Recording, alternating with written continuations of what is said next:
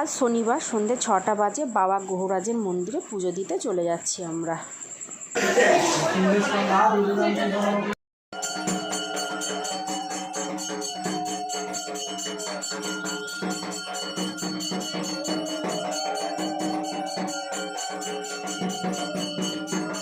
বাবার কাছে বাটা ফাটা নামিয়ে দিয়ে পুজোটা দেখে নিলাম। আরতি হচ্ছে আর এদিকে একজনের দেখতেই পাচ্ছ ঘর উঠেছে।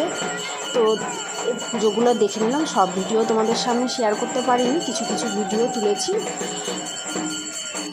তারপর আরতির পর অঞ্জলি দিয়ে আমরা কিন্তু বাটা নিয়ে চলে এসেছিলাম স্টেশনে। আর এই প্রসাদটা না আমরা সকলে মিলে স্টেশনে বসে খেয়ে তারপর বাড়ি ঢুকি, কারণ এই প্রসাদটা নিয়ে বাড়ি আসতে নেই।